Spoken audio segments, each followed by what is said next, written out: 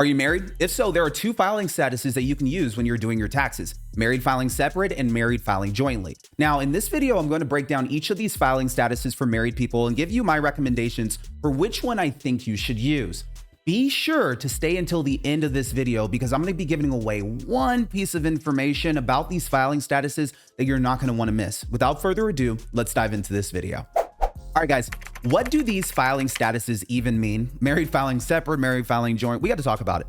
Married filing separate means that you and your partner will file separate tax returns even though you're married.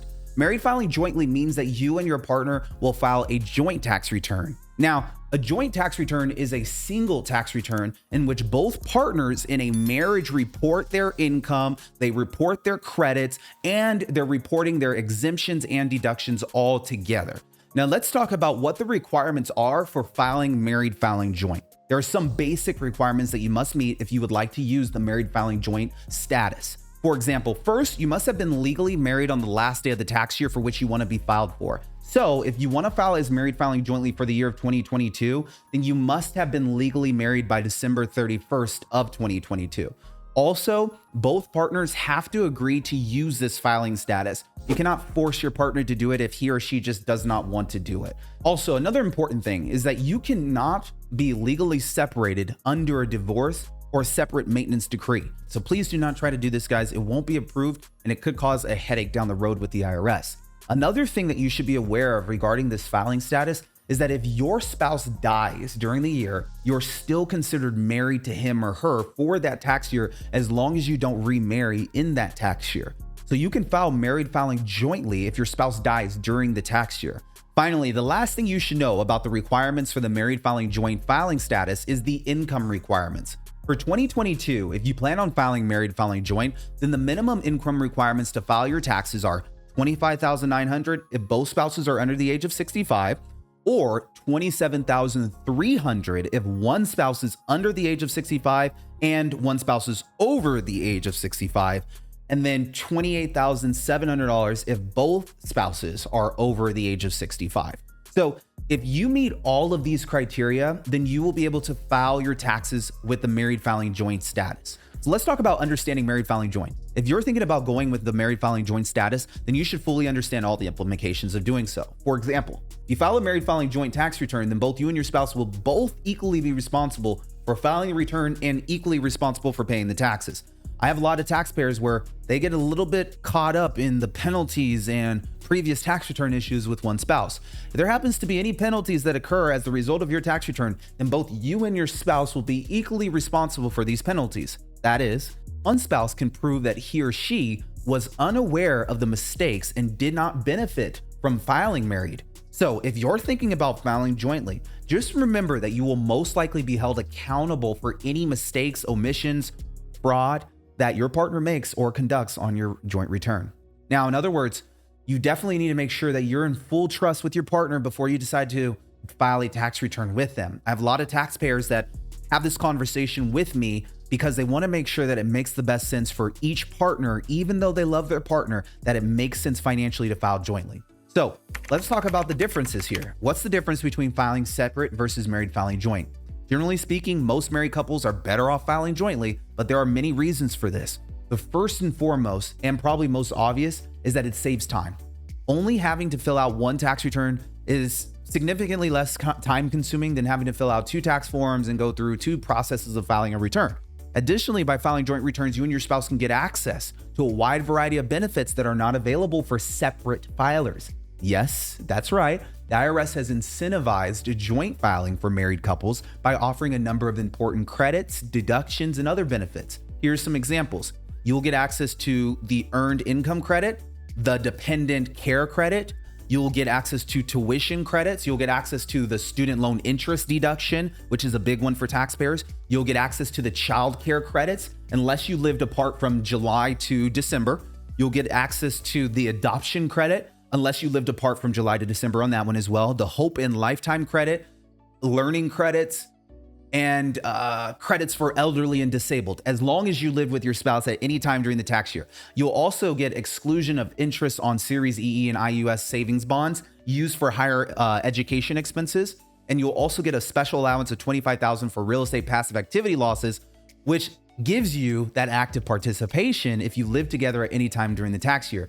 Now, I named a bunch. In addition to these benefits, if you file jointly, you might also pay less taxes on your Social Security or railroad retirement benefits if you have these, as long as you live with your spouse at any time during the tax year. Now, here's some states that have community property status. What this means is that in these states, spouses are considered to be joint owners of almost all property and debts they acquired during their marriage. So if you file a joint tax return in a community property state, then it can help you to avoid tax rules regarding property that apply to married couples filing jointly.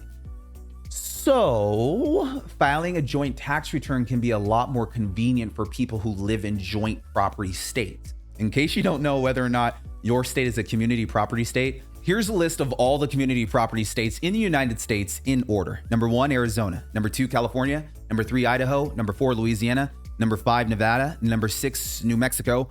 Number 7, Texas. Number 8, Washington. And number 9, Wisconsin. One final advantage of filing jointly versus filing separate is that if you take the standard deduction, it tends to be higher for joint filers.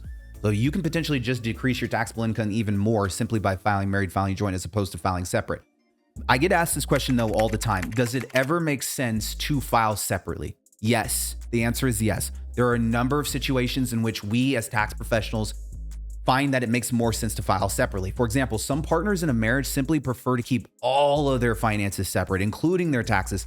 So if you and your partner are a couple who thrive on keeping finances separately, then filing your taxes separately could be a smart idea for the relationship. Additionally, it can make sense to file separately if one spouse has incurred a large amount of medical expenses, but has income that is significantly smaller than the other spouse's.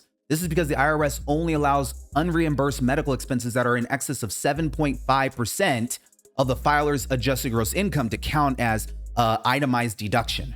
Imagine that one spouse in a marriage is a lawyer making $200,000 per year, and the other is a preschool teacher making about $30,000 per year. Now, let's just imagine for this example that the spouse who is a preschool teacher racked up $17,000 in unreimbursed medical expenses. Like she came out of pocket for that, or he came out of pocket for that in the tax year due to having an expensive surgery.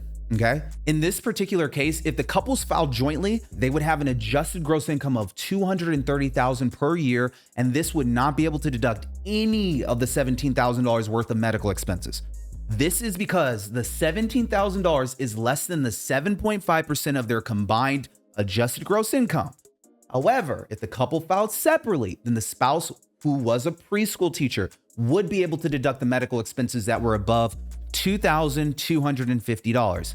This is because $2,250 is 7.5% of $30,000, which was the spouse's adjusted gross income if they were to file married filing separate. The IRS allows for medical expenses above 7.5% of AGI to count as miscellaneous itemized deductions. So what this means is that if you make significantly less money than your spouse, let me repeat, if you make significantly less money than your spouse, and if you have a lot of unreimbursed medical expenses during a tax year, then it might make sense for you to file your taxes separately from your spouse. But how do you know for sure? How do you know for sure which filing status is going to be the best for you? Many couples struggle to choose whether they should file separately or file jointly because they don't know which one will save them the most money. Generally speaking, I recommend clients to go with joint filing due to the abundance of incentives and tax breaks that the IRS has created for filing this way. However, if you would like to know with absolute certainty which method will save you more money, then there is a way that you can do this. You can do this by having your tax preparer fill out your tax return both ways. What I mean by this is that you can have your accountant prepare your taxes with the status of married filing separate and then prepare them with the status of married filing jointly. Then you can simply look at the completed returns to see which one saves you more money. 9 times out of 10, the joint tax returns will save you more money, but it's the process that will help you find the confidence. The issue of trust, I just want to touch on this real quick. The issue of trust briefly here, guys, because it's highly relevant from joint versus separate taxes for married couples.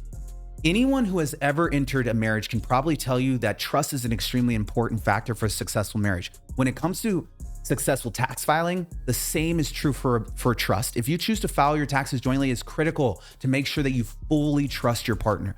The reason is because if your partner is lying to you about his or her income or tax details, then this could end up costing you so much money. There are many illegal sources of income, and oftentimes one spouse is earning income from one of these sources without telling the other.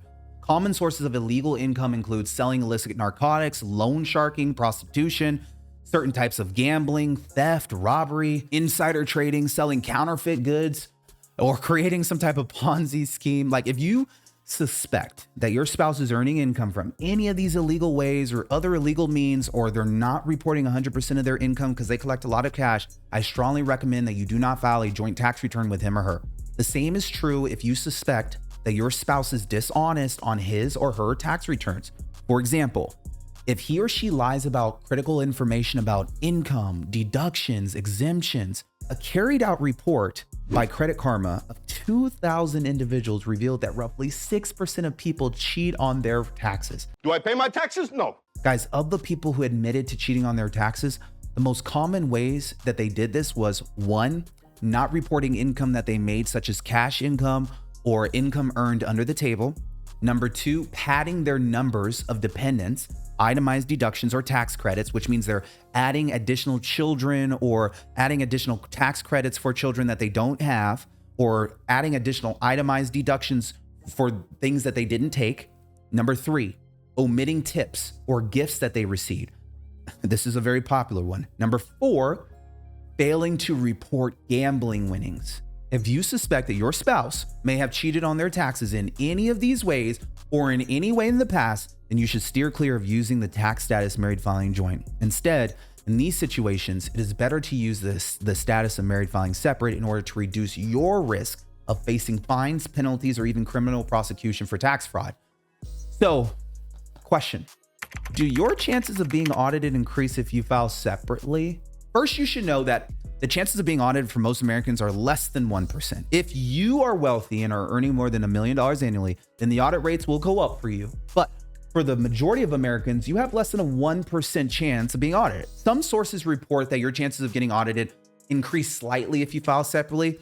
There are a number of reasons why this could be true. For example, if you file separately, the IRS might think that one spouse believes that the other is hiding something or is lying, or that there's a reason why the couple did not file jointly. However, even though filing separately might increase the odds of being audited slightly, it usually does not appear on the list of the top audit triggers for the IRS. So here are some of the top 5 things that usually do appear on the list of the biggest IRS audit triggers. You should be aware of all of these things just to protect yourself. Number 1, making more than $1 million per year. Roughly 50% of the audits that occur in the US per year are done on people making over $1 million per year, just so you know. Those people represent only a fraction of the entire population. Number 2, running a cash-heavy business. Example of cash-heavy businesses include restaurants, beauty salons, stores, and car washes. The IRS is fully aware that many people who own these types of businesses forget to declare some of their cash earnings. For this reason, people who own these businesses have a much higher chance of being audited. Now, here's number 3, filing a Schedule C. Yes, Schedule Cs are commonly used by sole proprietors to report their income and single member LLC owners. Now, running their own businesses can give people more opportunity to cheat on their taxes, which is why the IRS is commonly targeting people who file Schedule Cs on their tax returns. What about number 4, making math errors? The IRS screens all income tax returns with several programs that check for errors and omissions and discrepancies. One of these programs is the math error program. So if you have math errors on your tax returns, then you are significantly more likely to be audited. And of course, number 5, taking the home office deduction. That one I really don't view as much of a trigger anymore, but this used to be a very high audit trigger because a lot of taxpayers who didn't qualify to take the home office were taking the home office deduction. Now, the bottom line is for filing jointly versus separately is that for most married couples, it's going to be better to file jointly. Filing jointly will save you time, money, stress, and a wide variety of other tax benefits, credits, and deductions that you're going to want. Some spouses still prefer to keep their finances separate, and if you fall into this category, that's fine too. Some people think that once you choose a filing status during your first year of marriage, that you're stuck with that filing status for as long as you're married. This is not true, guys. You could switch from one filing status to the next at any point during your marriage. Also, keep in mind that this is an important decision and you shouldn't rush it. After all, I mean, if you decide to file jointly, you could potentially be held liable for any tax debts or wrongdoing by your other spouse on the tax return. So if you suspect that your spouse is lying about some of his or her income, or that he or she is cheating or plans to cheat on their taxes, I'm just being transparent, it might make more sense to file separately. If you develop more trust with your partner down the road, you can always switch to married filing jointly. Now, as promised, here is the golden nugget for this video. A lot of people end up changing their name when they get married. However, some people do not report this name change to the Social Security Administration before they file their taxes in their first year of marriage. If you're changing your name due to marriage, then you need to report it to the Social Security Administration as soon as possible. The reason why you need to do this quickly is because if the name on your tax return does not match the name that is on file with the Social Security Administration, then it's going to delay your tax refund. And this causes other issues that so many clients call my office thinking that we're holding up their refund when there was a name change that occurred and they didn't report that to the Social Security Department. The last thing that you want when you are starting your new marriage is to have to deal with stressful tax problems. So let's take care of this before it becomes a problem, guys. And that's my recommendation to you. That's it for today's video. I hope that you found it entertaining and that you were able to get all the information you needed about joint filing versus separate filing. If you have any questions about this tax topic, feel free to get in touch with my team by clicking on the link in the description below. You can also find a link to my course, Tax Alchemy, in the description. In this course, I teach incredible tax savings that are used by the wealthy class to legally reduce their tax bill. So feel free to sign up if that is something that you would like to learn. I'm here to give you the tools. As always, don't forget to like, comment, subscribe. You know what it is. I look forward to seeing you guys on the next video. Over and out.